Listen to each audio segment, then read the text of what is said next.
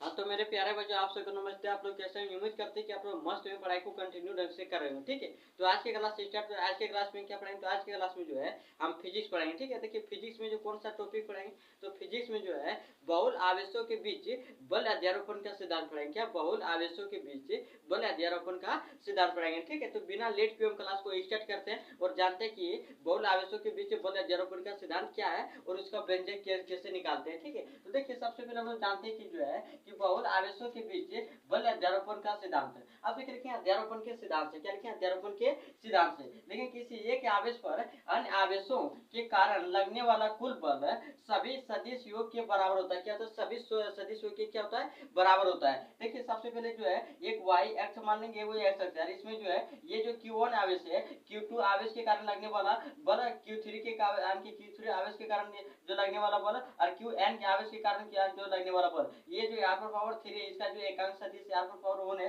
एकांक सदिश r पर 2 पावर है, ये जो है r वेक्टर यानी 2 है, ये जो एकांक सदिश है r वेक्टर n है, ये बीच का एकांक सदिश है। ठीक है, अब लिखेंगे कि माना कि निर्वात में Q1 Q2 Q3 dot dot Qn बिंदु आवेश है। क्या लिखेंगे? Q1, देखिए Q1 पर जो है किसके कारण? Q2 के कारण। किसके कारण? Q2 के कारण लगने वाला बल लिखेंगे, जो है के कारण लगने वाला बल लिखेंगे F बराबर 1/2 बराबर 1/4 पे एप्सिलॉन नॉट। अब किस पर लग रहा है? तो Q1, देखिए Q1 पर जो Q2 के कारण, तो Q1 और Q2 लिख देंगे। अब किस पर लग रहा है? तो Q2 1 पर लग रहा है, तो किससे लग रहा है? तो 2 से लग रहा है, तो हम 2/1 लिखें। r वेक्टर यार स्क्वायर 1/2 हो जाएगा, और क्या प्यार 1 3 हो जाएगा, क्या प्यार 1 2 हो जाएगा, क्या जगह क्या प्यार 1 2 हो जाएगा। ठीक है, फिर इसी पर लिखेंगे Q इसी प्रकार जो है Q1 आवेश पर Q3 के आवेश के कारण, तो लिखेंगे Q1 आवेश पर Q3 के कारण लगने वाला बल। क्या लिखेंगे? Q3 के कारण। ठीक है, Q1 आवेश है, Q3 के कारण लगने वाला बल, तो क्या हो जाएगा? या बराबर ये 1/3 बराबर 1/4 पे एप्सिलॉन नॉट। अब क्या है? यहाँ देखिए Q1 आवेश पर लग रहा है, और किसके कारण लग रहा है? Q3 के कारण। तो Q1 लिखने पर Q3 बटा r स्क्वायर 1 3 के किस पर लग रहा है? 3 से जो 1 पर लग रहा है। ठीक है, तो वही लिखेंगे 1/3। यहाँ देखिए r1 जो है r स्क्वायर 1 3 लिखेंगे, और क्या पे यार क्या पे 1 3 लिखेंगे, क्या r 1 3 लिखेंगे, क्या लिखेंगे? क्या पे r 1 3 लिखेंगे। ठीक है, फिर देखिए इसी प्रकार से जो है Q1 आवेश पर Qn के कारण लगने वाला बल, इसी प्रकार जो Qn आवेश है इस पर Q1 पर, ठीक है Q1 पर Qn आवेश के कारण लगने वाला बल, तो क्या आ जाएगा? या बराबर 1n हो जाएगा बटा 1/4 पे एप्सिलॉन नॉट Q1 Qn यार स्क्वायर 1n और कैप यार 1n होगा। क्या होगा? कैप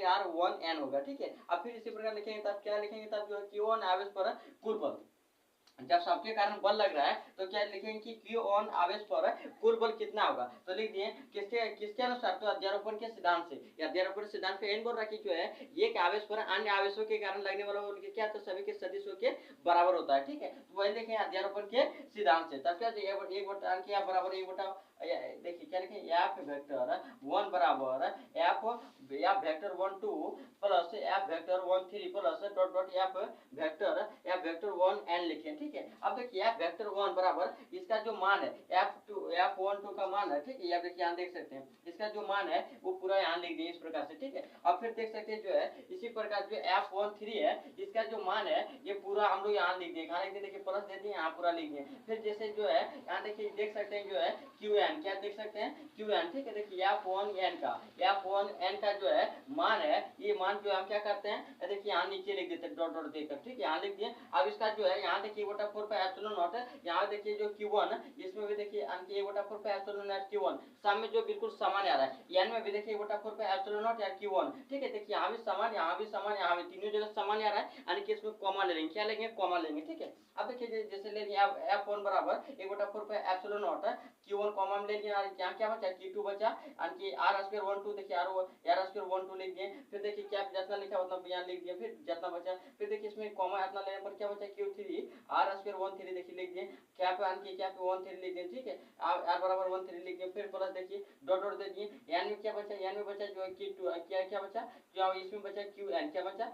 Qn बराबर जो है r स्क्वायर 1n देखिए लिख दिए, और क्या पे r1n देखिए इसको लिख दिए। अब इतना बच गया, अब इसको जो है क्या करेंगे? इसका जो सभी पदों का योग क्या होता है इसको बोलते हैं सिग्मा। इसको क्या सभी पदों का योग होता है। तो सभी पदों का योग क्या करेंगे, लिखेंगे जो है एफ बराबर यानी कि सिग्मा एन एन देखिए आई बराबर क्या, आई का मान देखिए 2 से शुरू हो रहा है, 2 3 4 एन, इनका जो 5 6 बहुत सारे एनो संख्या हो सकता है, इसलिए देख दें क्यू यानी कि क्यू आई और देखिए क्या लिख दिए कि जो है यानी कि एफ बराबर ये यानी कि सिग्मा एन और नीचे आई दे दें 2 से शुरू है 2 लिख दिए और 2 जगह आई लिख दिए और क्यू देखिए क्यू 2 जगह आई लिख दिया, देखिए क्यू 2 है इसकी जगह आई लिख दिए और फिर देखिए क्या 1 2 जगह फिर देखिए आई लिख दिए। इसी प्रकार से हम लोग जो है इसका सूत्र निकाल लेते हैं। ये क्या बल अध्यारोपण बल अध्यारोपण देखिए बल आवेशों के